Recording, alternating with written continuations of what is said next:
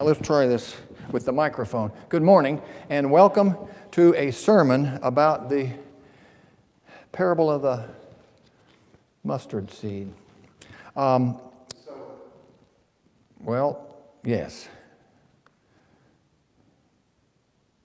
Good morning, and welcome to the Bath New Church. I'm the pastor, Reuben Bell. We're going to talk this morning about the parable of the sower. Last week we talked about the parable of the mustard seed. Spent a little time on that, and we learned a lot about it. So today, we're going to keep going on the topic of parables.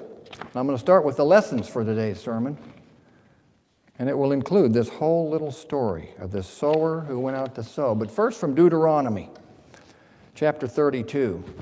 Listen, you heavens, and I will speak. Hear, you earth, the words of my mouth. Let my teachings fall like rain, and my words descend like dew, like showers on new grass, like abundant rain on tender plants. I will proclaim the name of the Lord. Oh, praise the greatness of our God. He is the rock. His works are perfect, and all his ways are just. A faithful God who does no wrong. Upright and just is he. Now further, from Matthew chapter 13, where we find this parable of the sower.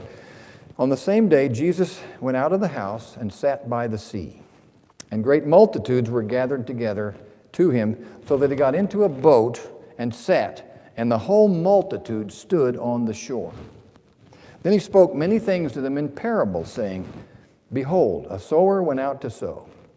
And as he sowed, some seed fell by the wayside, and the birds came and devoured them. Some fell on stony places where they did not have much earth, and they immediately sprang up because they had no depth of earth. And when the sun was up, they were scorched, and because they had no root, they withered away.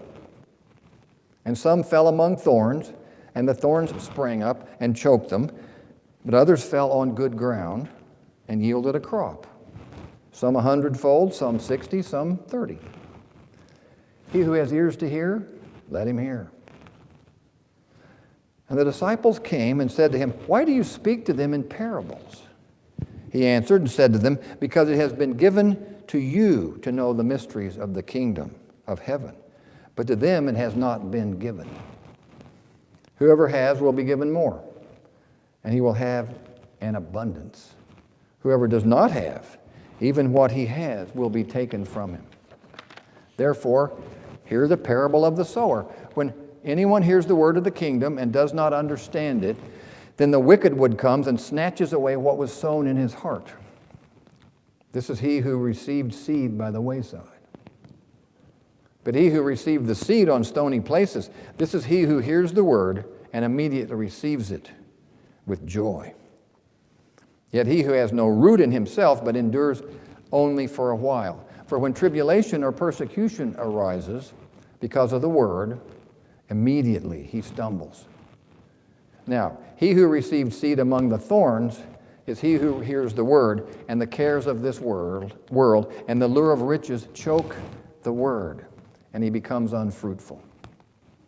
But he who understands and received seed on the good ground is he who hears the word, understands it, who indeed bears fruit and produces, some 100-fold, some 60, some 30. Lastly, from the Revelation Explained, a book of the writings for the new church, number 401. Seeds signify the truths from the word, that is, the truths people receive from the Lord. For it is afterward said that it is the Son of Man who is the sower. Rocky places signify historical faith, which is a person's faith in himself, which is believing a thing to be true, not because he sees it in himself, but because another in whom he has confidence has said it. Earth signifies spiritual good, because this receives truths as soil does seeds. The sun's rising signifies the love of self, and to be scorched and to wither away signify to be adulterated and to perish. This makes clear what is signified by these words of the Lord in series, namely, that the truths implanted from infancy, from the Word or from preaching, when we begin to think from ourselves, are adulterated by the ideas of thought concerning them and by the way they are applied. Consequently, with such people, truths are not truths, except in respect to the mere utterance of them. This is so because all the life of truth is from spiritual good, and spiritual good has its seat in the higher or interior mind, which is called the spiritual mind. This mind cannot be opened with those who are in the love of self, for in all things they look to self. I'm going to repeat that last sentence. It's the most important of all. This is so because all the life of truth is from spiritual good, and spiritual good has its seat in the higher or interior mind. Now think of your spiritual mind, which is called the spiritual mind, and this mind cannot be opened with those who are in the love of self, for in all things they look to self. In other words, you cannot look up when you are too busy looking down. Simple as that. So he who receives seed on the good ground is he who hears the word and understands it, who indeed bears fruit and produces, some 100-fold, some 60, some 30. Now last week we talked about the parable of the mustard seed. And we learned from the Apostle Mark that Jesus taught with parables wherever he went. Mark said that without many such parables, he spoke the word to them as they were able to hear it.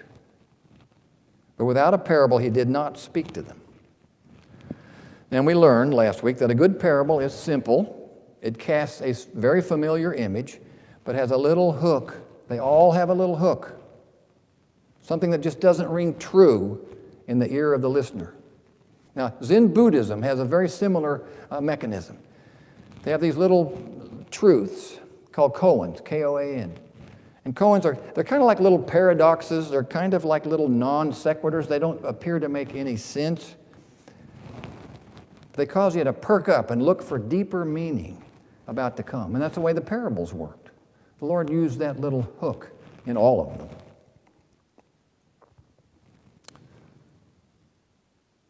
So they perk up and look for deeper meaning. But others are inclined to dismiss the inconsistency as nothing worth their time. There are those who would say, this is nothing. And they wander off, and the new spiritual idea then lands safely in the minds of those who have ears to hear and eyes to see. And then again, from last week, that is that revealing and concealing happening at the same time. It's a protective mechanism. Now, knowing all of this, we'll look at another parable of the Lord Jesus today. That is the one about the sower who went out to sow.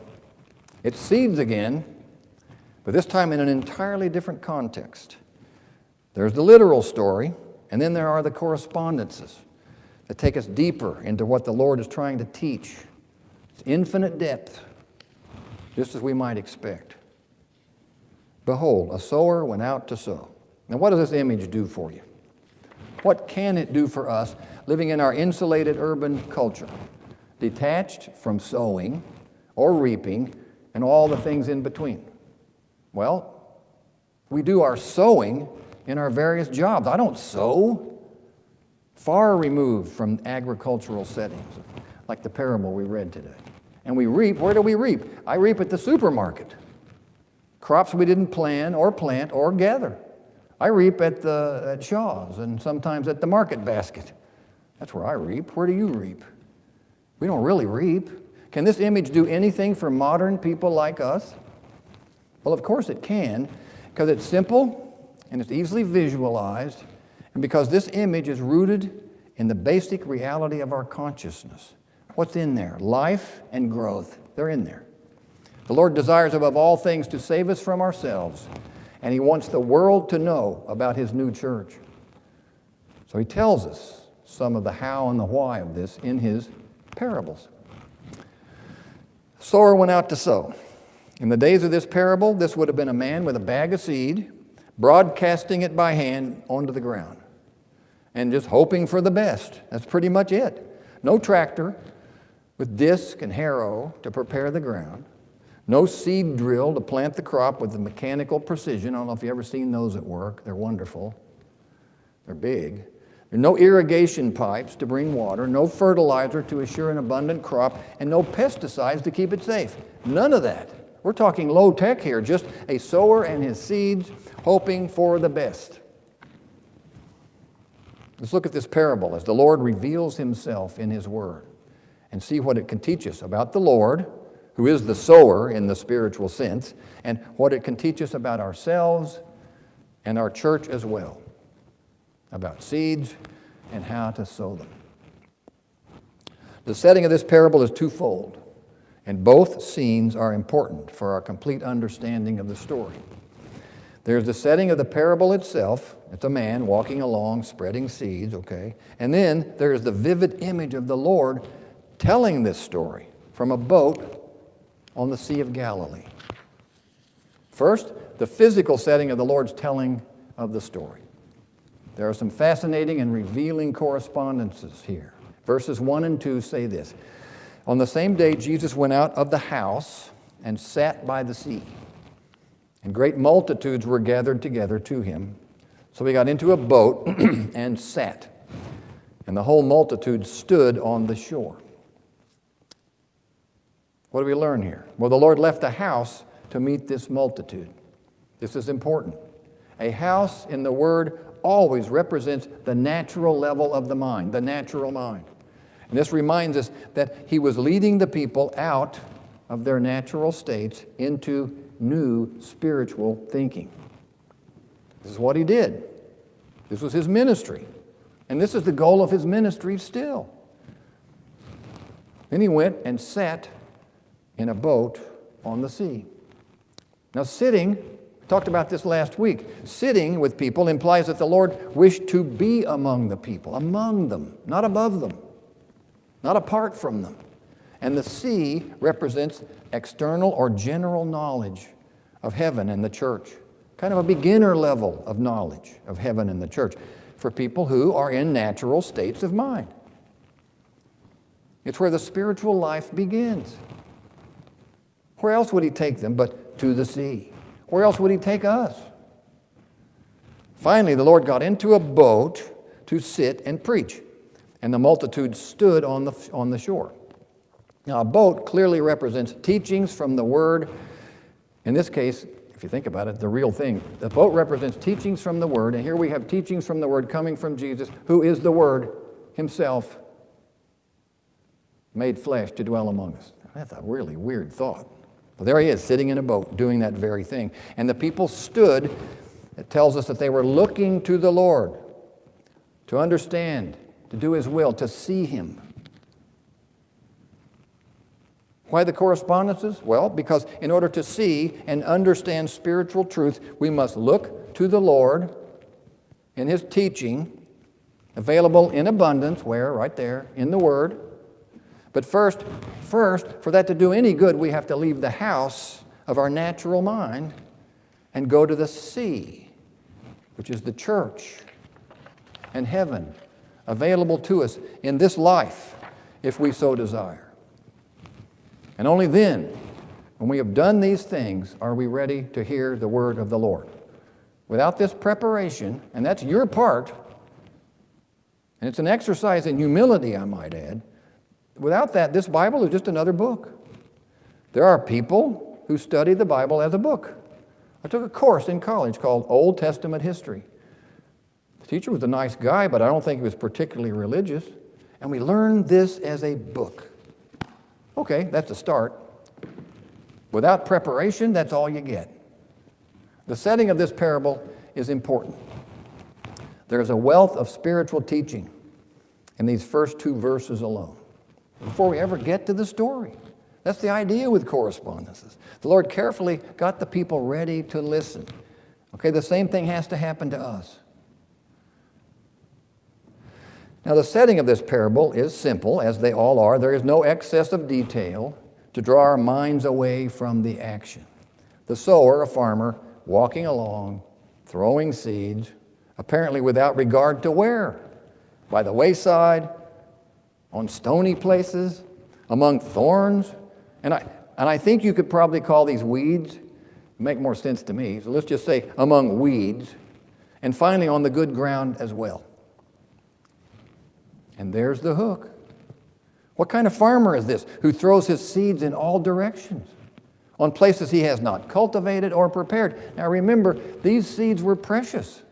These were left over from last year's crop. You couldn't eat them because you were saving them back to plant next year. You can't go to as I said, the Jerusalem Feed and Seed and buy a box of these things. You can't do that if you're him. These are precious. And what's he doing? He's throwing them out in all directions, throwing them in places he knows they're not going to grow. Or you think so. In this question lies the power of the parable, because the people hearing this story were not removed from the land. They knew all about sowing and reaping, and they would instantly have noticed this strange twist to an otherwise familiar image. What'd they do? They listened all the more. And there's the power of the parable. He who has ears to hear, let him hear. This parable will teach us much about the sower and much about ourselves. This parable, as do all parables, invites analysis beyond the deliberately puzzling nature of the literal sense. It's puzzling. It's supposed to be. Now, one is a rare opportunity in the Gospels. Very rare. Here is a detailed explanation of a parable by the Lord himself to his disciples, and we get to listen in. The other approach is a New Testament treatment of the parable, a look at its internal sense, available to us in the teachings for the New Jerusalem. It's a rare opportunity in its own right. Truths only recently revealed for the new Christian era. As we work our way through this story, let's examine both these doorways, for both have now been opened to us. So the disciples asked the Lord, and it's a good question, why do you speak to them in parables? Why not just give them pithy spiritual truths and let them get on with their lives of reformation and regeneration? Why not? Well, because, he said, it has been given to you to know the mysteries of the kingdom of heaven. But to them, it has not yet been given. These were the multitudes, remember, who had been taken just recently out of the house of the natural mind before the Lord could teach them even the external things of heaven and the church. These internal things were not given to them yet. That would come. So the disciples could hear and understand truths of the kingdom without profaning them. But the multitudes, well, they weren't there yet. And here again is that revealing and concealing we talked about last week. A safeguard against the spread of fake news by those who might destroy these truths, even as they were being born. The Lord was sowing the seeds of his kingdom despite this danger, and he was using this uncanny little device, revealing and concealing. But what about us? Can we also hear these truths as the disciples did? Well, yes. That's what the new church is all about. Now it is permitted to enter with the understanding into the mysteries of faith. That's what it says. We can do that. Here's the parable of the sower unfolded. As he sowed, some seed fell by the wayside, and the birds came and devoured them. This, the Lord told his disciples, was anyone who hears the word of the kingdom and does not understand it, and then the wicked one comes and snatches away what is sown in his heart. He hardly gets the thing until this wicked one comes and snatches it away. These are the people who have no affection for truth. Those who accept truths only to give them over to infernal spirits, who falsify them and deprive them of life, rendering them useless for any good effect. That's the profanation we talked about just last week. Now, who could be this way? Who would falsify these things, deprive them of life, rendering them useless for good effect? Well, who could do that? Those for whom the love of self and the things of this world is strong enough that it weaves a web of falsities to feed that love. Those who pick and choose their truths to make a case for their selfish agendas. Who could be this way? Well, any of us at one time or another. I'm not the only one. We've all got it in us. That's what we're supposed to think about when we're hearing this parable. Some fell on stony places where they did not have much earth, and they immediately sprang up because they had no depth of earth. But when the sun was up, they were scorched because they had no root, and they withered away. So the Lord tells us that he who received the seed on stony places, this is he who hears the word, immediately receives it with joy, yet he has no root in himself, but endures only for a while. For when tribulation or persecution arises because of the word, and that means arises because I'm trying to do what the word says in this world, immediately he stumbles. Why? Because it's hard to do that. These are people who appreciate truth, but not for its own sake. Truth produces a certain delight from an external affection. But since it has no place in the will, that's the heart, it cannot stand the assaults of the hells and temptation. It's not in there. Who is this? These are dabblers in spiritual matters, seekers, for whom seeking is kind of an end in itself. They seek, but they never find, because collecting delightful truths like gems strung on a string is the love of their life. When it comes time to embrace these truths and live by them, they're gone.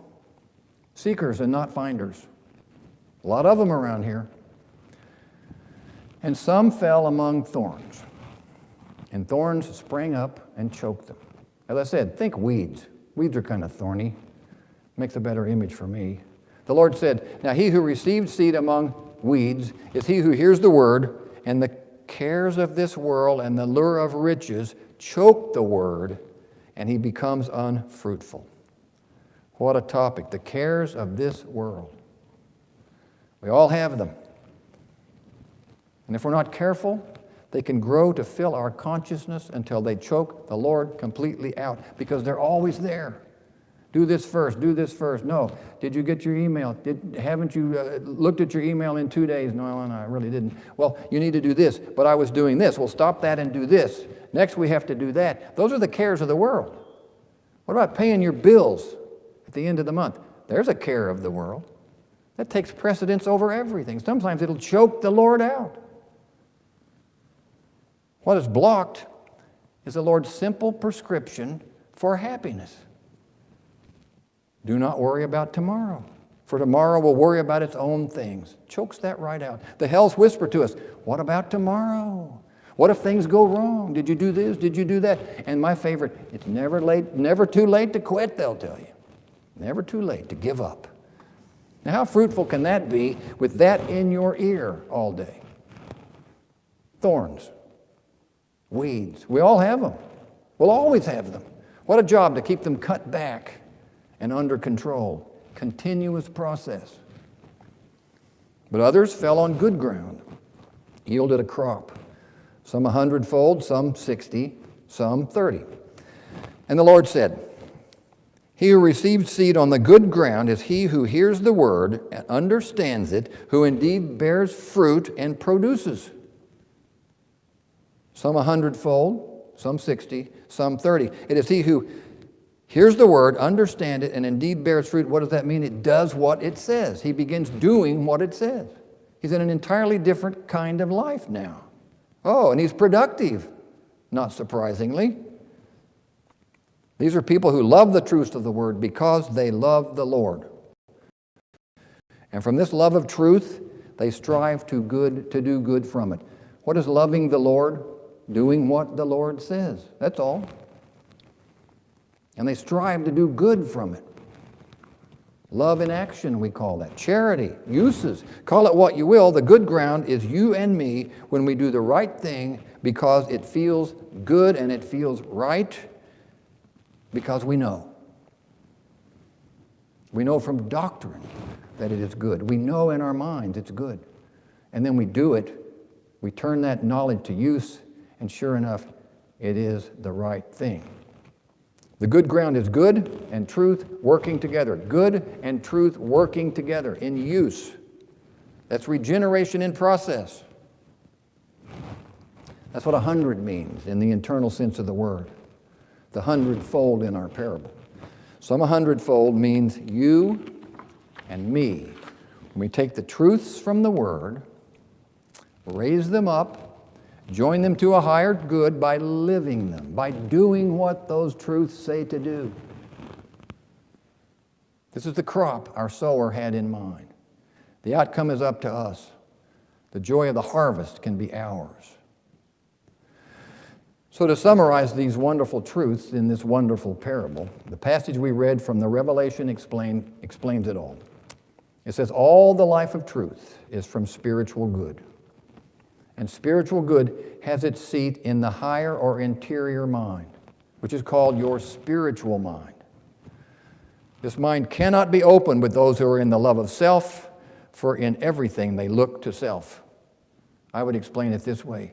That spiritual mind cannot be opened because people are looking down at the world, at the things of the world, at the cares of the world. Some of them aren't even bad cares, but they can't get out of them long enough to look up to the spiritual mind. It's there, it's flowing in all the time. Can't do it. It's the old love of self thing. And some things never change. It always goes back to that. The love of self is the opposite of the good ground. It's the opposite of good and truth combined in use. Now the Lord, to address that hook, the Lord is not a bad farmer, throwing seed in all directions, throwing them away, even in bad places for seeds to grow. He is the sower who throws the seeds from His word on every person, wherever that person may be.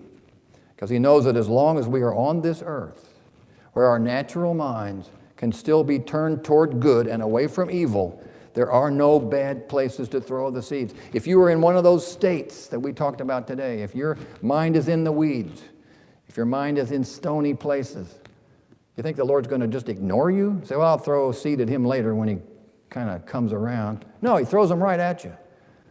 There is no bad place to throw the seeds because we are those places at different times in our lives. And the Lord is good. He throws His seed right at us.